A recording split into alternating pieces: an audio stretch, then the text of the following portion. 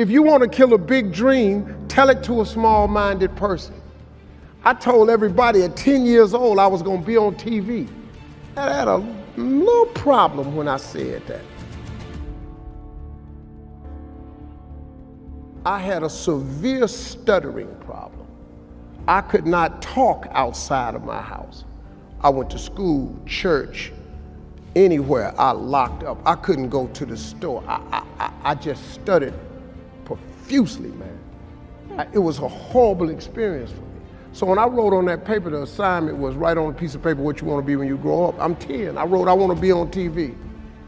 That was that faith, the belief in things that you cannot see. I ain't see no way I could be on TV, but I wrote it down. I didn't know no better, and I wrote it down. Teacher called me to the front of the class. I thought I'm gonna get me a gold star because she had everybody stand and read their paper and their name.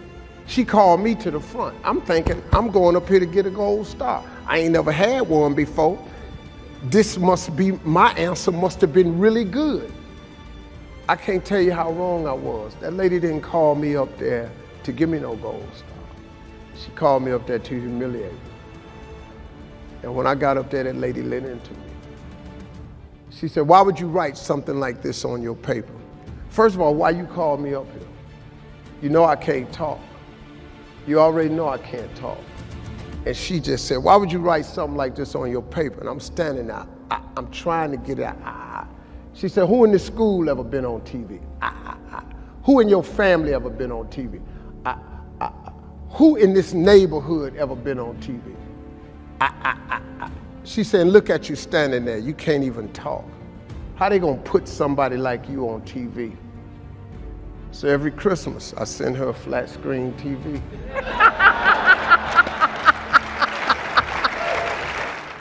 Your gift can be anything. You can't look at it as simply running, jumping, singing, and dancing. But I'll tell you one thing, your gift is the thing that you do the absolute best with the least amount of effort. For me, it was comedy. So once you identify it, then that's the beginning of it. But there's a lot of work to do even after you identify your gift. You know, you can believe you're something all you want, but if you don't work towards it, you're just sitting there, it's gonna be empty. When you feel like giving up, don't. When you thinking about giving up, don't. When it look like you ain't gonna make it, keep going. When they tell you you can't, come on, man, who are they? When they tell you to put all your stuff back on your desk, don't do that, man. Don't do that. When they tell you you're not funny, you're not gonna make it, don't believe them, man. Don't believe them. You got to be relentless. When they tell you that you overexposed, be relentless. We need to make a tale of tape of ourselves. You got to have an honest assessment of who you are. You got to determine your strengths and weaknesses. You can't give your best if you don't know what your best is. You also need some outside perspective.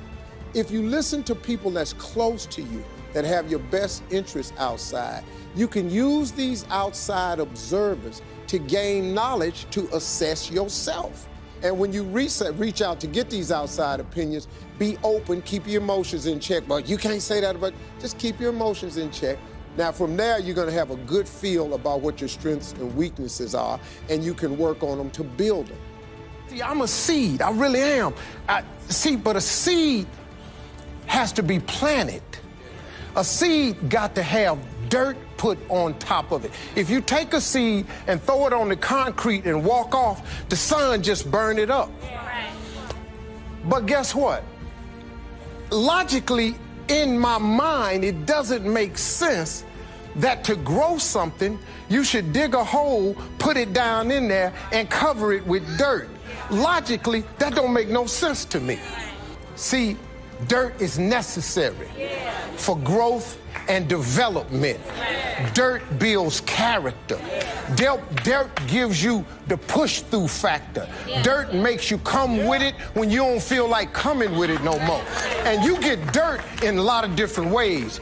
All of y'all that had dirt throwed on you. And dirt ain't always what you want. It's somebody talking about you down on your job. It's somebody accusing you of something that you didn't do. It's somebody telling you ain't gonna make it. It's somebody sharing information about you that ain't true.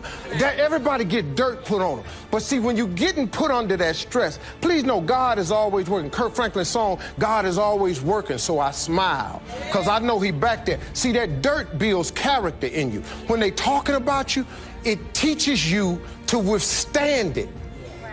Then it gives you something to push through. So when you put the seed and you put the dirt on it, if you understand stress, stress really ain't just dirt.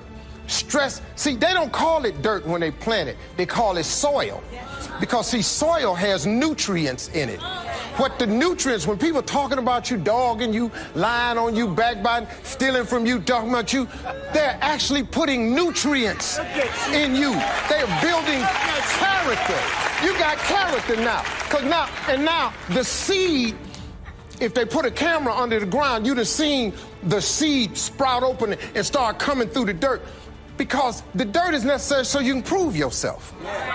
You know, if you don't really want to be, everything you see above ground that blossoms and plants and grows and that's beautiful, it was underground one time. All them potatoes, collard greens, they was underground one time. Them apple trees, they was underground one time. So they had to prove themselves. See, you want to be successful, well, then you got to prove yourself. You got to push through the dirt. You got to come up through here. You got to come out. Then you sprout, and then Bishop say, then you become a tree. Next thing you know, you got fruit. I was with a friend who went to the hospital one day, and he asked me to go with him. His grandmother was dying. He said, hey, Harv, you know, you good with this kind of stuff, just go with me, man. And I was just standing behind him, just sort of holding him up, man. Come on, man, just stay on him. He kept calling my dear, I love you. And she said, baby, I'm not gonna make it. I'm finna go home.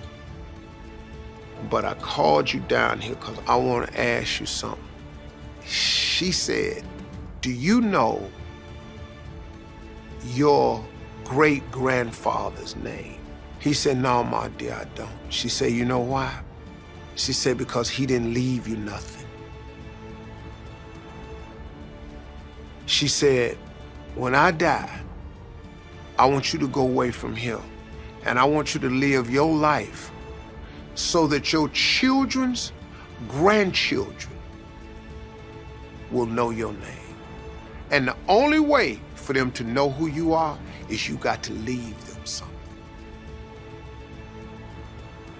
That day, he didn't get the message, but I heard it though. I heard it. And when I heard that, it changed me. And it changed me to the point where I said, wow,